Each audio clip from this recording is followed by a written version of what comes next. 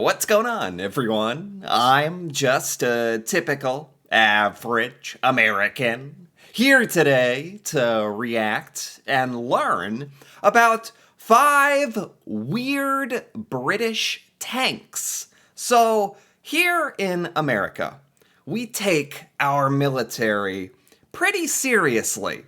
And to be honest, I don't know much about other countries' militaries. So today, I'm very interested in learning about the British military, specifically with this video by Side Projects about British tanks. 5 weird British tanks. I'm not exactly sure what that means, but let's take a look. TOG 2. TOG 2. The TOG 2 was big. It was really, really big, with an incredible length of 10 meters and weighing a staggering 80 tons. It was one of the biggest tanks ever made when it left the factory in 1941. Developed during the early years of World War II, it was intended to serve as a heavily armored breakthrough tank capable of traversing the most difficult of terrain and widest trenches. You know, oh my god. So this thing was massive. Massive. You know, I think this is one of those things where you truly can't appreciate it through a photo, because that looks big, but you know if this was in front of you in real life, it'd be like, huh. That'd be cool. How many tons did he say? Meters and weighing a staggering 80 tons. 80 tons? 80 tons. There's like 2,000 pounds in a ton. What? How's that even possible that it weighs that much? Oh my god, okay. Years of World War II, it was intended to serve as a heavily armored breakthrough tank capable of traversing the most difficult of terrain and widest trenches. Its immense size was paired up with a similarly ridiculous amount of armor, with thicknesses ranging from 114 millimeters at the front to 76 millimeters on the side and rear. This is a tank. Well, obviously it's a tank, but this is a tank. Like, this is a big boy. This is the thing you'd want to ride in. I'd be like, yes, I volunteer to be the MOG 2. This thing's gigantic, armored. It was groundbreaking at the time. This is really actually fascinating so far, although I'm not really sure if this is weird, except for how freaking big it is. It was armed with a 76.2mm gun and 2 machine guns, providing it with considerable firepower. Power for this mighty machine came from a Paxman Ricardo V12 diesel engine, which delivered 600 horsepower. However, due to the tank's enormous mass, its top speed was a mere 13.8 kilometers an hour, making it rather slow and difficult to maneuver. Only one TOG 2 was ever produced, and it never saw active service, and, well, Only one of these was ever made? And it was never used. That's actually super underwhelming. I always imagine like the British military showing up with a line of these massive tanks, just impenetrable. It'd be terrifying. There was only one made, and it never saw combat. That's a little anticlimactic, actually. That's going to become a recurring theme with these weird and ridiculous tanks. It underwent a series of trials before being relegated to a training role. Holy cow, hold on. Look at this photo. What? Look at that person standing next to it. I'm not sure if that person is very short, or if this tank is just making them look like a doll. But this photo is ridiculous. This shows you how big it was. The reasons for its failure were closely tied to its most unique feature, its massive size and weight. This had been intended to make it excel in the type of drawn-out trench warfare that characterized World War I. But in World War II, the situation simply never developed, making the TOG 2 unnecessary. Instead, the focus shifted towards more mobile and versatile tanks that could easily adapt to the diverse terrains and conditions of modern warfare. Beyond this, the TOG 2's slow speed and limited mobility made it an easy target for enemy forces, particularly aircraft and artillery. Its enormous size and weight also presented significant logistical challenges, as transporting it by rail or ship was a difficult and time-consuming process. Okay, so they kind of designed this thing. They thought it would be a good idea, or at least a good idea to have something like this if necessary. And and it was kind of just proven to be unnecessary and not very effective in these war circumstances. That makes sense. The TOG 2 would be far from the only stupidly large tank to leave the British drawing boards in World War II, because as the war's conclusion loomed, British planners began looking at Germany's final line of fortifications and wondered if whether a super heavy breakthrough tank might be needed after all. Okay. Which, well, that moves us rather nicely to our next tank. Okay. The tortoise! The tortoise! The A39 Tortoise, like the TOG 2 before it, was big. Measuring approximately 10 metres in length, 3.2 metres in width, and 3 metres in height, it was equally heavy too, reaching an incredible 78 tons. Now, to put that into perspective, I just can't believe how heavy these things are. Like 78 tons, 80 tons. That's unimaginable. Like, I feel like that could just drive through a building. And this one, this tank in particular, the Tortoise, it looks particularly wide. This is a thick boy. the Tortoise was nearly twice as heavy as a more typical World War II tank, such as the Okay. American M4 Sherman or the German Panzer IV. It developed during late World War II. Its primary goal was to serve as a heavily armoured assault gun that could shake off hits and Yeah. systematically level German bunkers. Naturally then, it Yeah. had lots of armour. Its front armour was an astounding 225mm thick, while its sides and rear were 102mm and 51mm thick respectively. I mean, you gotta admit, even if these weren't that practical, wouldn't you just feel so great if you're in war and you get to be in this thing? This giant, impenetrable thing. I don't care if it goes the speed of a tortoise. I don't even care. It's just like, I'm surprised they didn't at least send one of these things out, even just as maybe a test run or something. Naturally, it was thicker on the front, as its primary role as a bunker buster meant that it theoretically at least should have never been pointing its rear towards the enemy. Its firepower was exceptional, being equipped with a powerful 94mm cannon and 2 machine guns. This would have served it well against enemy tanks, as its impressive armor penetration up to 230mm was easily enough to handle all enemy tanks of its day. For example, the mighty and much venerated German Tiger II only had a maximum armor thickness of 100. So that's another benefit of these massive, oversized tanks that Britain was creating, is they could carry massive, giant, oversized guns on top of them. I had no idea that the British military created these monstrosities. It's pretty cool.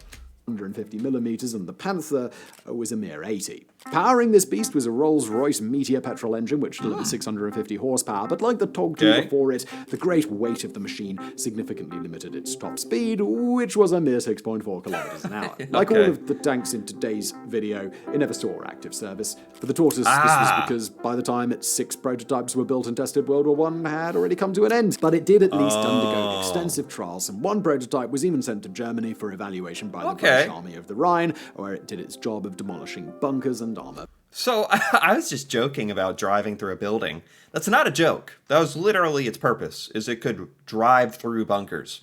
Sure, it's going very, very slow, but it just never stops. It just drive through Germany and out the other side, apparently. So they did send one out to test, but unfortunately, this technology was just too slow. It was built too slow. It also is traveling very slow, but they didn't build it in time for the war, really. Okay.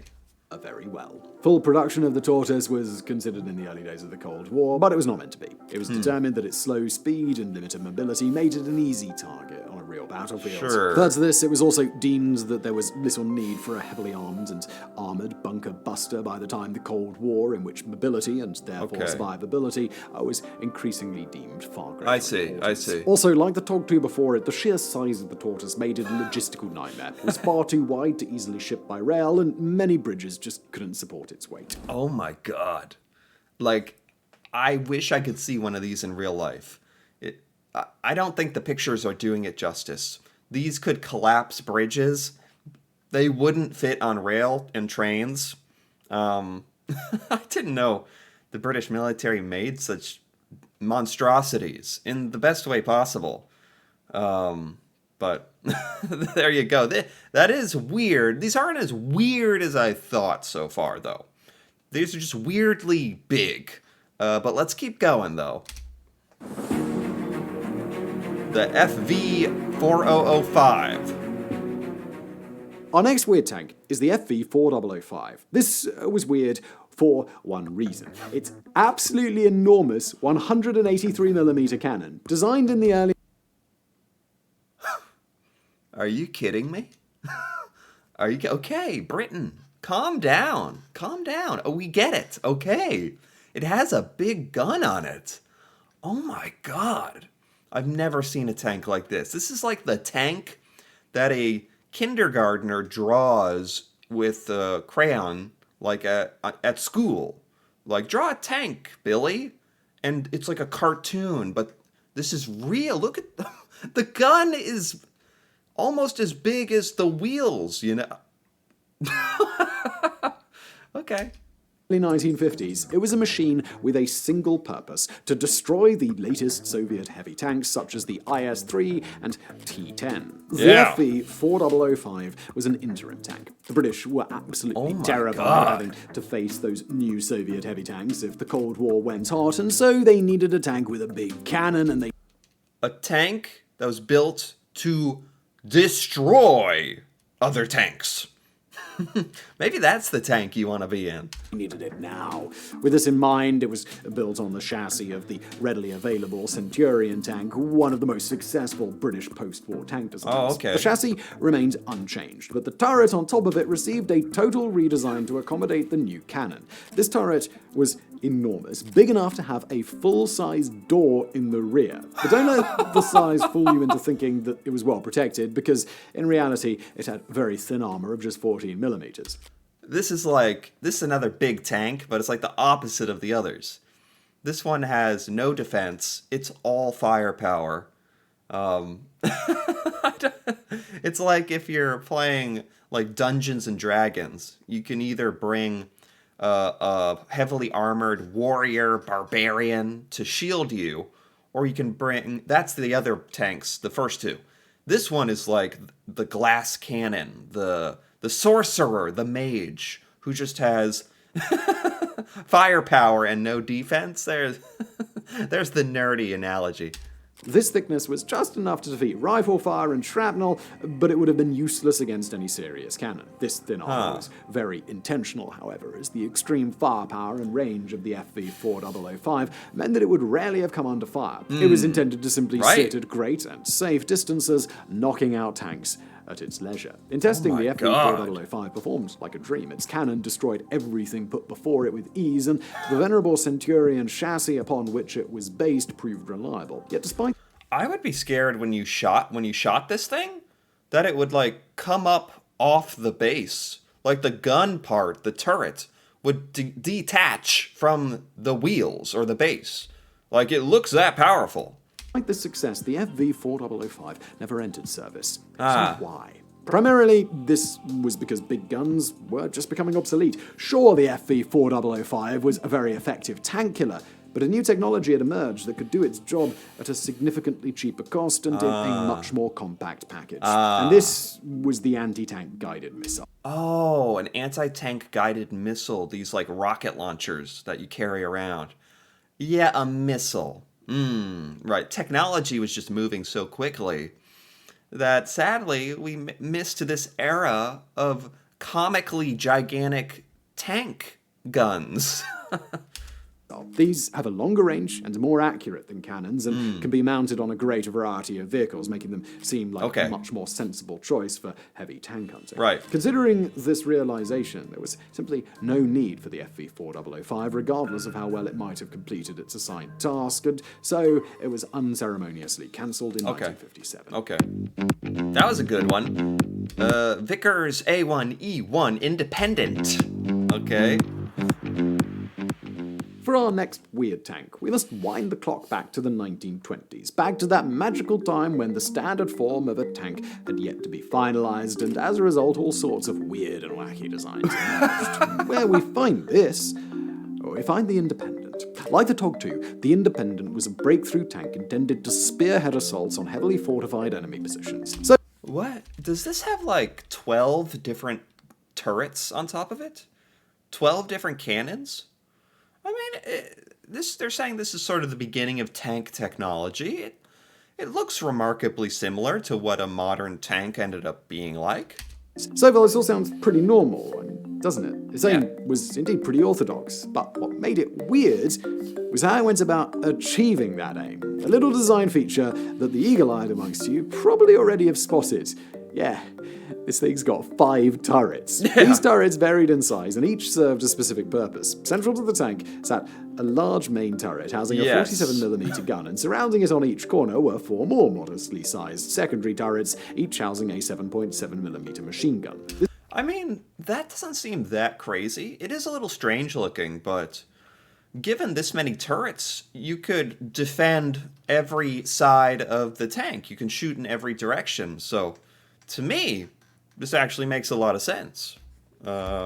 This configuration allowed the Independent to take on a heavy target, such as a tank or bunker, with its main cannon and fend off attacking infantry with its machine guns all at the same time. Yeah. All this firepower naturally made the Independent rather heavy, weighing in at 32 tons. Wow. Now, this is nothing compared to some of the tanks that we've already covered, of course, but for the time, it was simply enormous. The praying the praying mantis?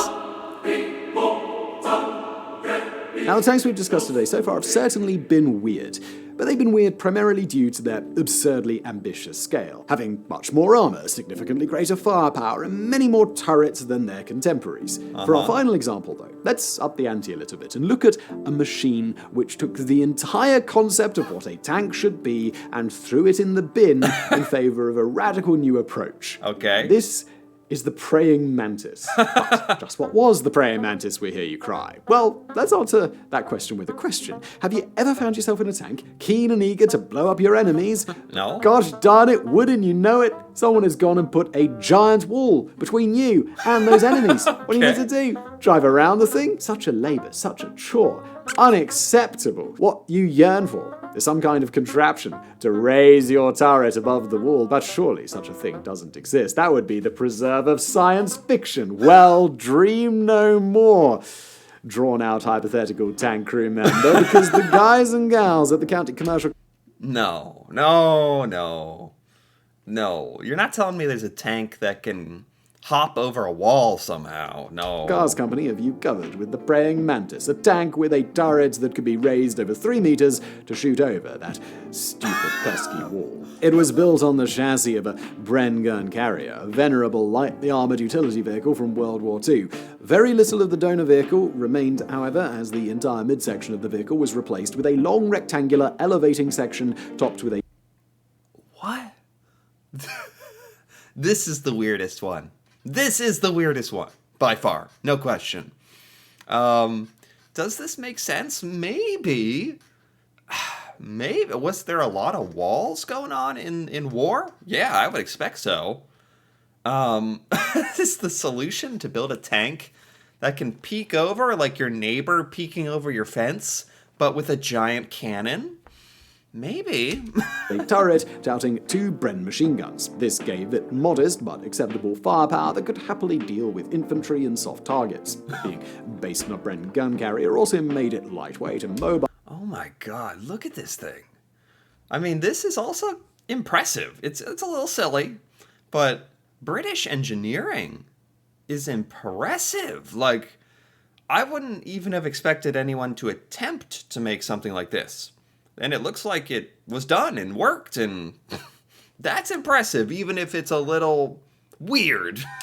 With a top speed of approximately 48 kilometers an hour. But despite its innovative design, it never saw active service. A single prototype was built and underwent a limited series of trials. These tests showed the basic premise to have promise, as it fulfilled its aim of firing over walls perfectly, but they also exposed a glaring issue.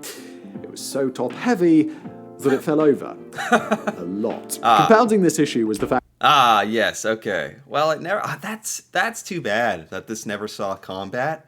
Imagine what the enemy would think when they're like, yes, we have a wall. Our trusty wall. and then suddenly there's just like a gun peeking over the wall. That way, it's not funny because it's like war and death and destruction, but that'd be kind of insane.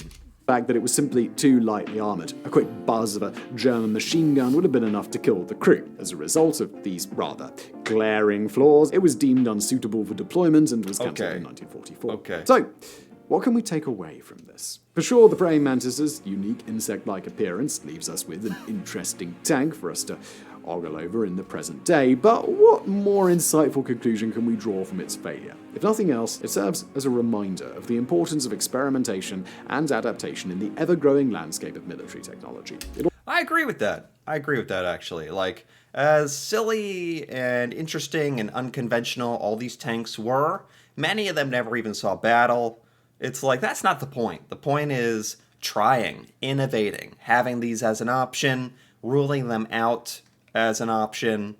That makes sense. It sounds like the British military was really, like, cutting edge in a lot of respects. But technology was moving so fast, or it was so, or like with the praying mantis, the technology just didn't really work how they wanted. That it never saw use, but even still, I think it's really cool, these tanks. This is a very interesting video. I had no idea. I have a lot of respect now for the British tank ingenuity. This was really cool. Anyway, if you enjoyed this as well, feel free to give this video a like, or leave a comment with your thoughts on any of these weird British tanks. And if you're interested in more videos like this, me reacting to Britain and learning about British culture, feel free to subscribe for more. And until then, thanks for watching, and see you next time.